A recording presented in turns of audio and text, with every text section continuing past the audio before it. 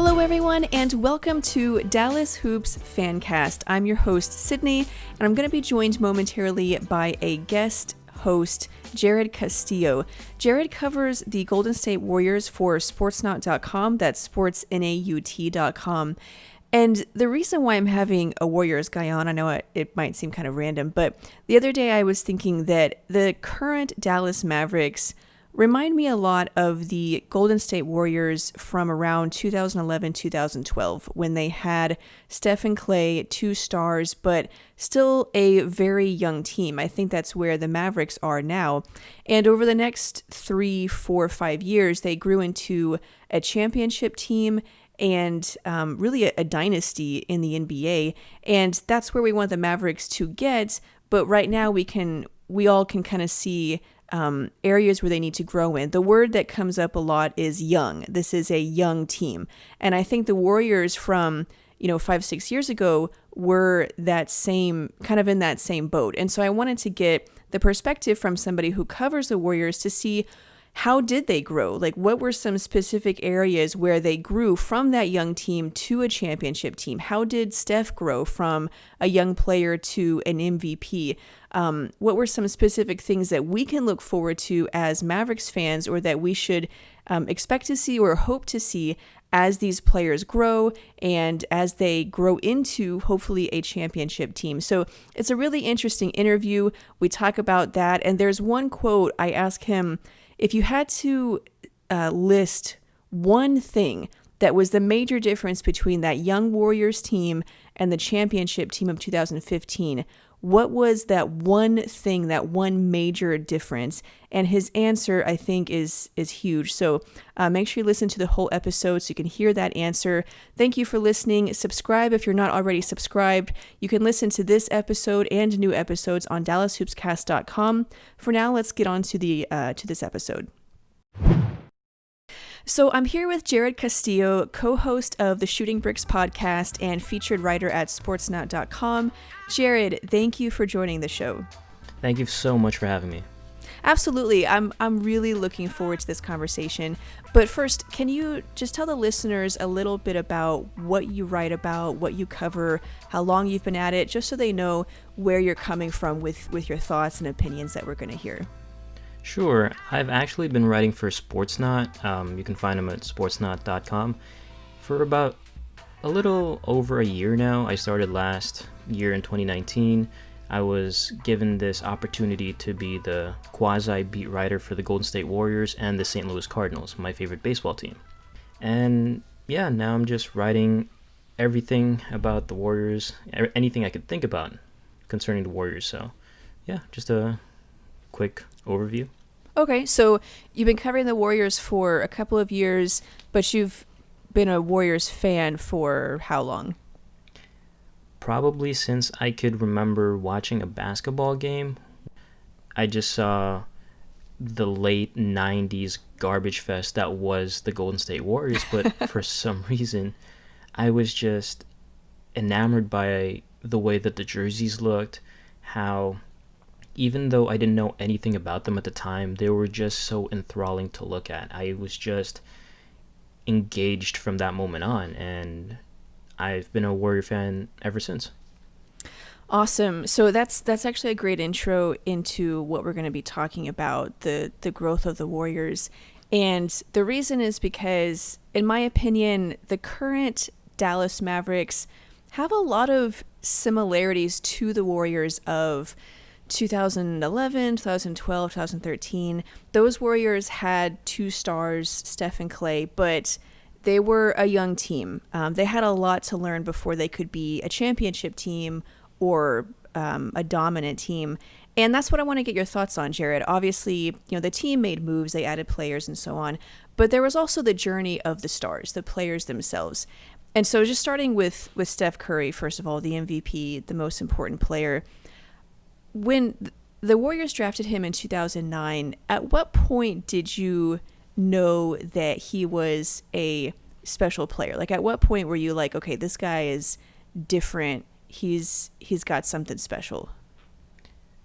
It took me a little bit to read into Steph Curry when I first watched him play, because he was this, I don't know if you recall, but he was this, I guess, smaller player, smaller point guard that could shoot the ball when, in my mind, all I've known were these point guards that can pass, mainly pass. And when the Warriors drafted Steph, I think the first time that I knew the Warriors had something special was when he got a triple-double against the Clippers.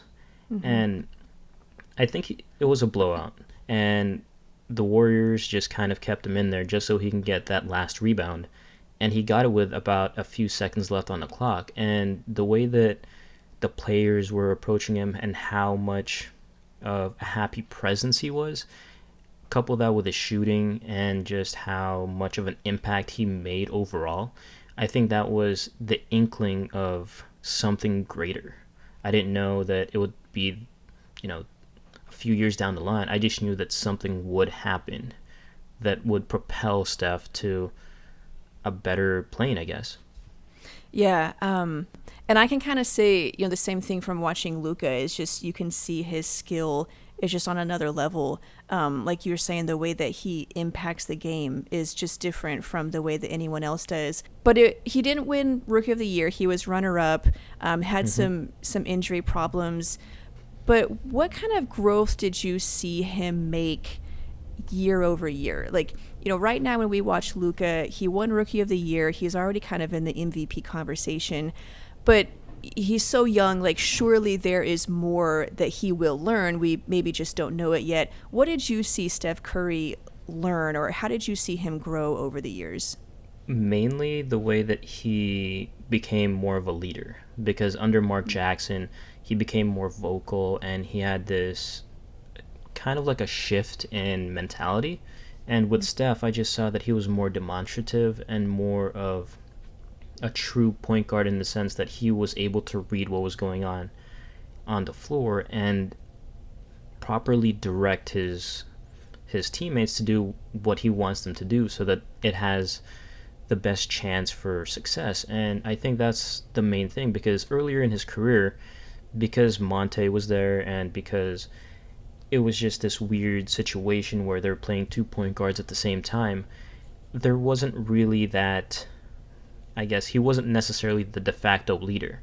But then after they traded Monte to Milwaukee, it just became more of Mark Jackson pushing him along, saying, you know what, I need you to be a leader. And to his credit, he was able to rise up to that challenge and, burst through the ceiling, because he exploded the following year after his injury-riddled 2011-2012 season. So I think just the maturity that he showed, and I know that sounds maybe trite at this point, but his maturity as a leader and his growth and confidence was just exuding everything.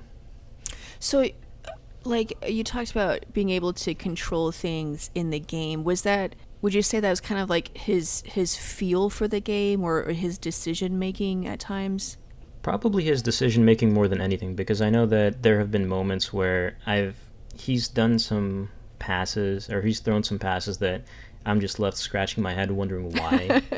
Sometimes he'll throw a behind the back pass or something, and I think it was in 2016 he had a behind the back pass to Klay that just bounced out of bounds. Yeah. And that's still one of the moments where I think to myself, why? I know you're an incredible ball player, and I'm sure you know everything under the sun, but that's one of those moves where you don't necessarily have to do that right then, especially with the game so close, but I digress. But, it's just growing pains overall. Yeah. What about in terms of decision making, his shot selection? Because I know Steph is known for taking these crazy shots. Did that change, or did he just get better at making them? More than anything, I think he just got better at making them. Yeah. He is an incredible shooter, and more than anything, I think that he just learned how to play farther and farther away from the basket. And obviously he was already a three-point shooter, but the fact that he can shoot 40 feet and plus and hit them at a high clip just goes to show that his skill shooting-wise is unmatched. Sorry, James Harden. Well, you won't get any arguments from me. I'm a Mavs fan, so obviously I don't have a problem dogging on the Rockets. Right.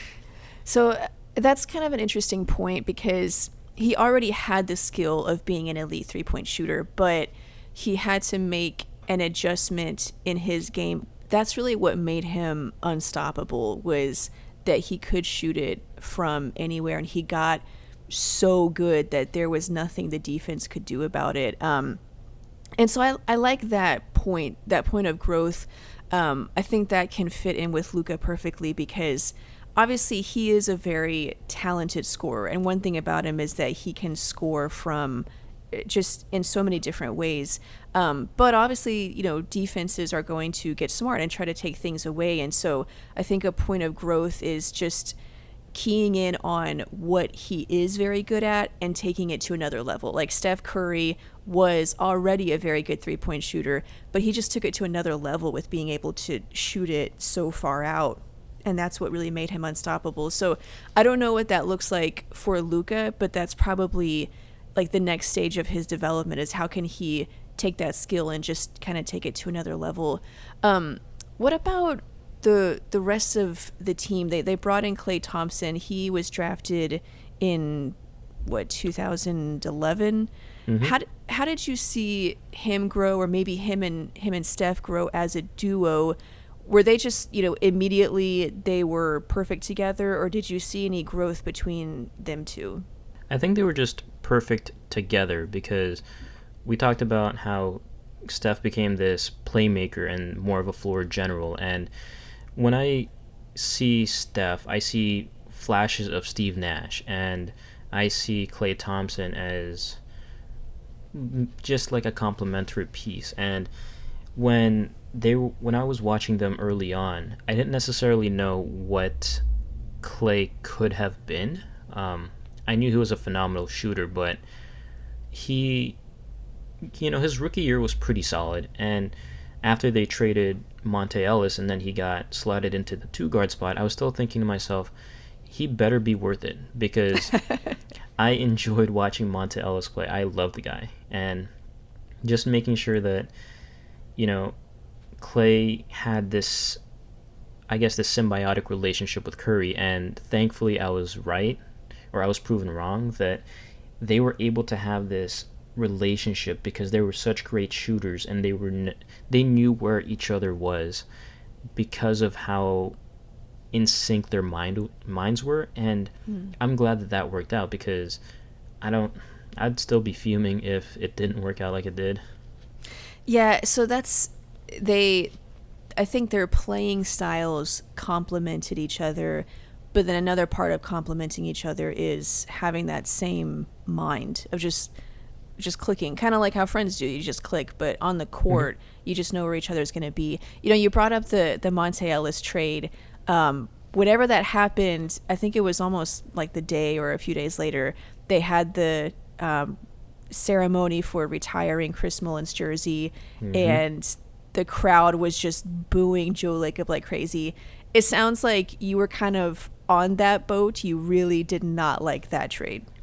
Absolutely. I was watching the ceremony on NBA TV, and I just was in this state of rage and the state of heartbrokenness because one of my favorite players got traded for an injured center and Steven Jackson. Captain Jack is fine. He's wonderful. But at the time, I was thinking to myself, why would you trade this guy who said he wanted to be with the Warriors for life? And he led the Warriors to somewhat decent stats or whatever, but he was doing everything he can for the Warriors, and they just let him go like that. And he had to find out through social media, through the news, instead of your own front office. I was bummed. I was just in a weird state, and I actually was booing the television, as weird as that sounds. It's like one of those things where you're so filled with anger and you don't know what to do, and you don't want this to be true, but then it is, and then you're like, oh, well, dang, now we got to start over. Hopefully this dude with the broken ankles can supplant him. Hopefully, fingers crossed. Yeah, I can tell you as a Mavs fan, we have had many moments like that, especially recently, because the Mavericks have this plan every summer of going after a big fish, the big free agent. And of course they never get him. And so it's like every time free agency effectively ends, all of the Mavs pods come out with just so much anger and so much frustration. And it's not, really we just need a hug, I feel like the Warriors fans, they just needed a hug. It ended up working out with Bogut. Obviously he was a key piece for them. Was that like just chance? Did it happen to work out perfectly, or do you think like secretly these guys are geniuses and they knew exactly what they were doing? Hindsight's 2020, so I'm going to say they're geniuses. They absolutely knew what they were doing. But you know what? I think, they are smarter. They are much smarter than I am. And with Bogut, I think they got the big man they were looking for. And I remember back in the early part of the 2010s, they had Andres Biedrins, and oh yeah, that's a name nobody's thought of in a long time, but he was good for 1 year, and then he just went completely down the drain, and the Warriors owed him like $18 million for 2 or 3 years, something crazy like that, and he wasn't producing at all. At one point, I think he was averaging 1 point and 2 rebounds a game. Gosh. And for $18 million. So I think they just decided, you know what, let's bite the bullet. We'll do this highly, highly, highly unpopular move right now. And hopefully we can get a former number 1 overall pick to be some sort of effective. And we'll go from there. And, it worked out for them. Yeah, I think that's one thing that I think Mavs fans are going to experience as this team grows is those decisions. Like, there might be a player that we love or that we think is great, and they're going to have to move on for whatever reason. Right now, they're in the position where their defense is just awful, and so they're going to have to move on from one of these guys to improve their defense somehow, and that might be a tough decision for Mavs fans.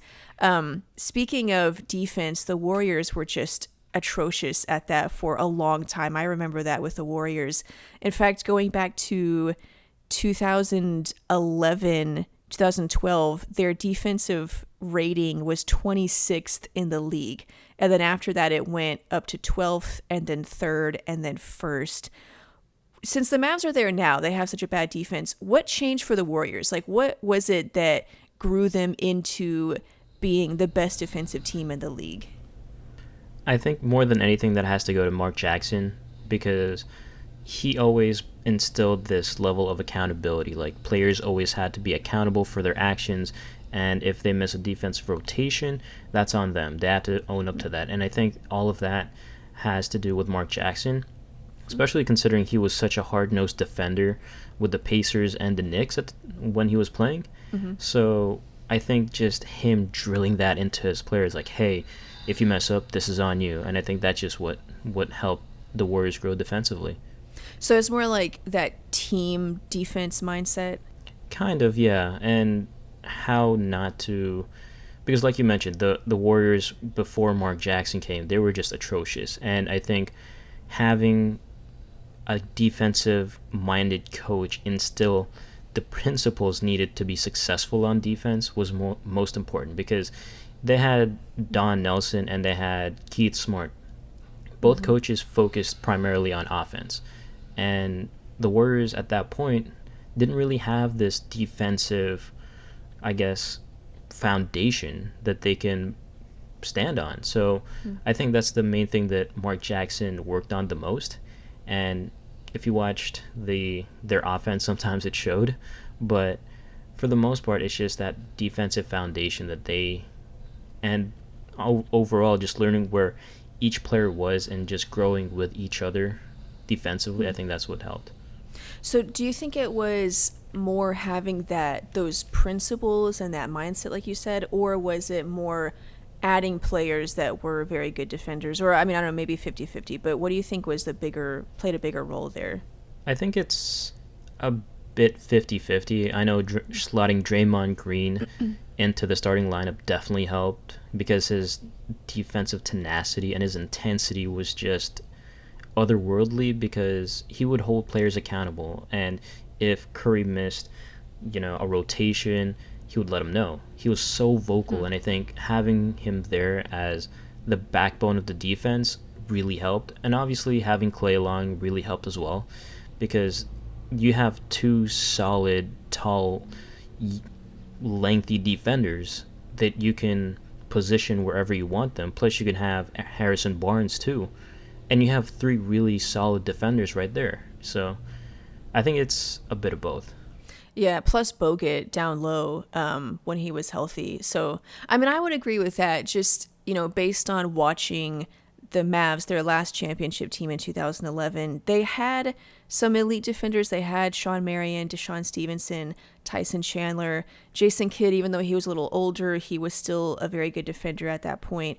So they had those guys just like the Warriors did, but they also had some guys who were terrible defenders. I mean, Dirk, he is not as bad as some people say, but still not a great defender. Jason Terry, not a good defender. JJ Barea started in the finals, not a great defender. So it was, at that point, it was also the team defense and the mindset, like you were saying.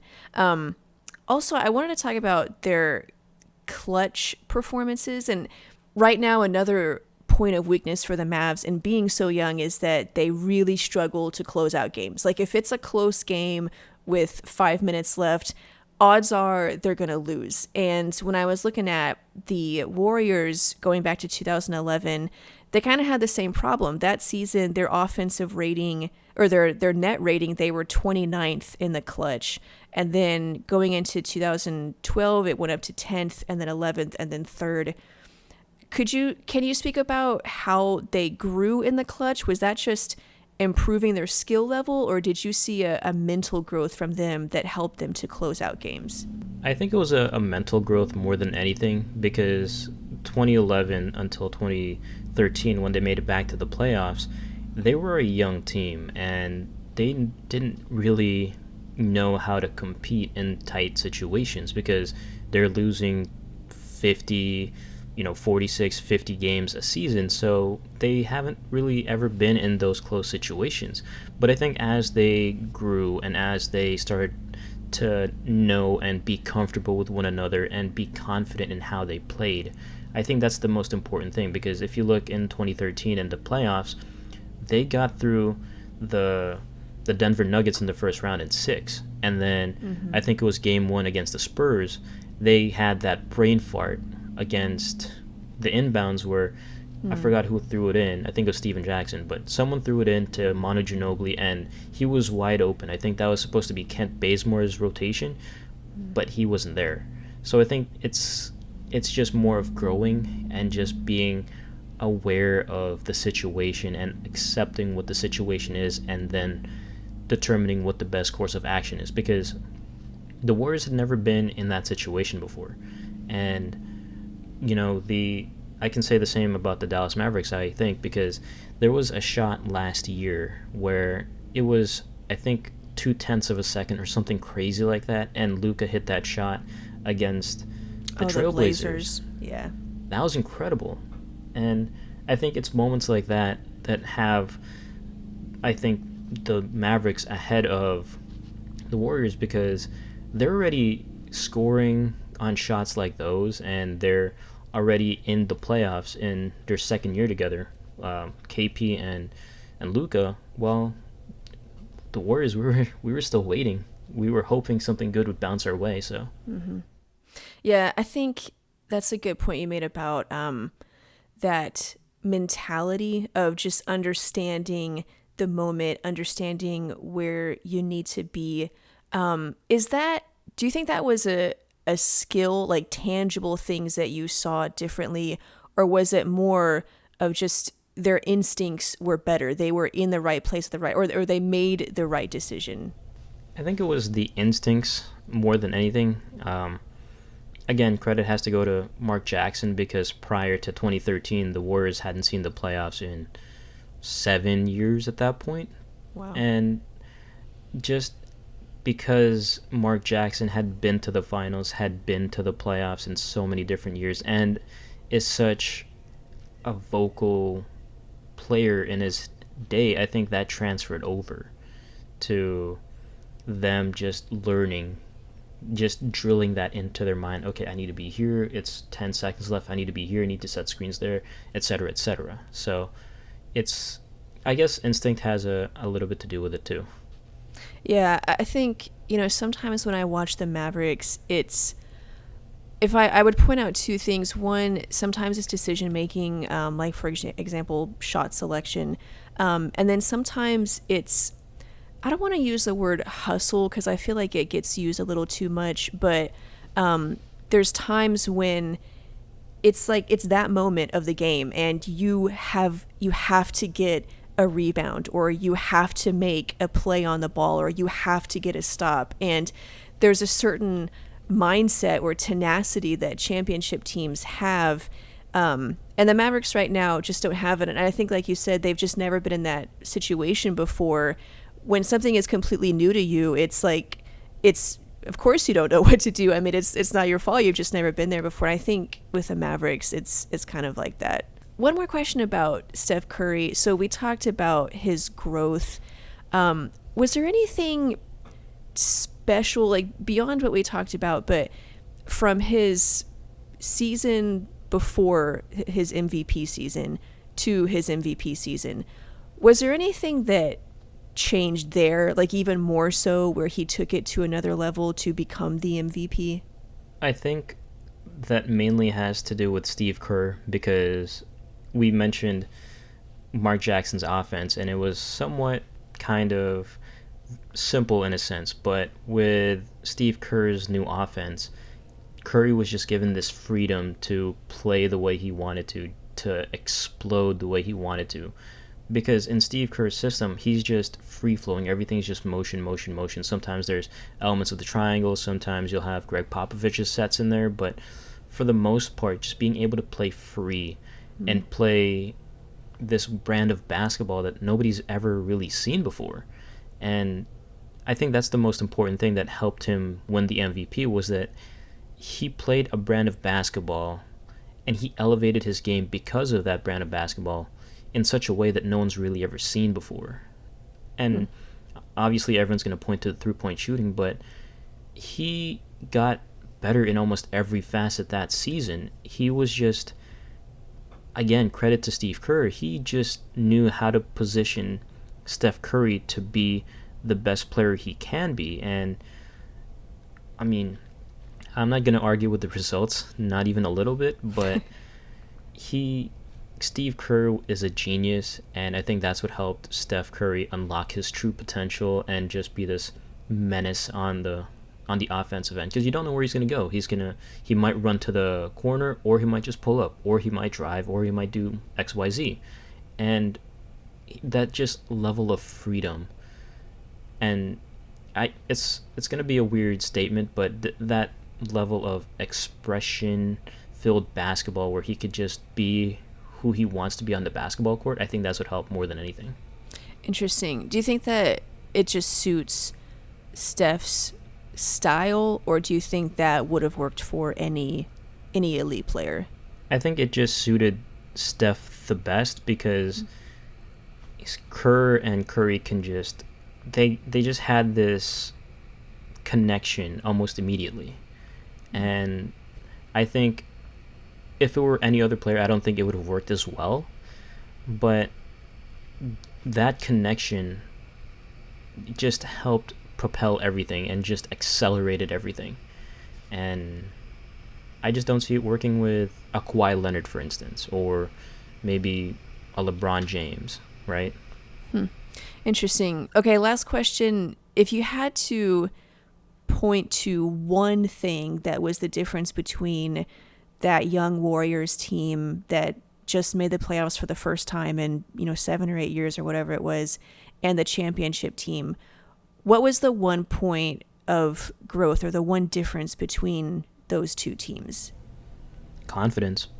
Just being able to believe in themselves and just knowing that they can do it. Even though those first teams were kind of young, they just had the wherewithal to know that we are good, we can play with these teams, and we can beat them. I think that's the most important thing, because as we've mentioned, the Warriors were bad, and they've never been in those situations where one play needed to be made, one stop, one offensive set.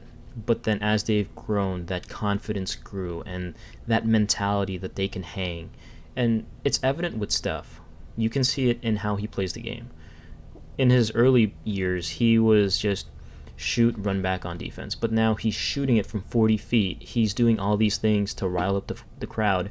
And sometimes he's even shooting it, looking at the opposing bench, smirking at them, and then running back. That level of confidence was something I didn't see when, 2010, 2011, 2012.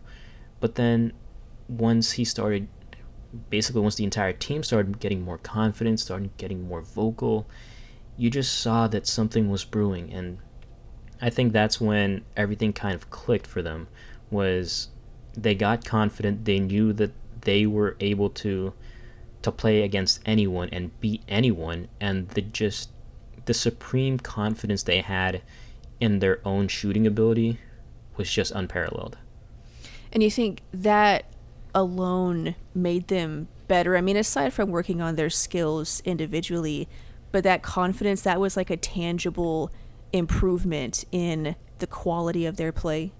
Yeah, and it made them play more free, because if they were confident in passing the ball through a very tight gap, then they could basically do anything. And that maturity along with the confidence it's something that a lot of young players, I guess, don't necessarily ever get. Just look at Dragon Bender. He's on the Warriors too, but because of all the instability, he has no confidence in his game. And the fact that Mark Jackson and Steve Kerr told their teams that we believe in you, we are supportive of you, and you can do it, I think that's the main thing that propelled the Warriors more than anything. Interesting. I love that insight. And I think that gives a lot of promise to the Mavericks, I mean, any young team, but just knowing that some of it is skill, but some of it is just experience, and getting that experience and gaining that confidence to know that you can take it over the top. And so I love that. Jared, thank you very much for sharing your insights. This has been really great. Like I said, I saw a lot of similarities, and hearing, that perspective, it kind of gives me an idea of what the Mavs, how they could grow, or how they should grow over the next few years to hopefully being a championship team. Thanks for being on the show. Tell everyone where they can find you online, where they can read your stuff. Yeah, so if you wanted to follow me on Twitter, it's at Castle of Jays, Jays on Twitter. And if you wanted to follow me on my podcast, it's at Podcast Bricks for the Shooting Bricks podcast. And if you wanted to read my work, you can find my work on sportsnot.com. I publish Warrior articles every Monday, Wednesday, and Friday, and St. Louis Cardinals articles on Tuesdays and Thursdays. Awesome. Thank you for being on the show, everyone. Thank you for listening to this episode. Follow Jared. You can follow me at _Sydney Myers. You can listen to new episodes on DallasHoopsCast.com. Thanks for listening, and I'll see you guys in the next episode. Bye. Bye.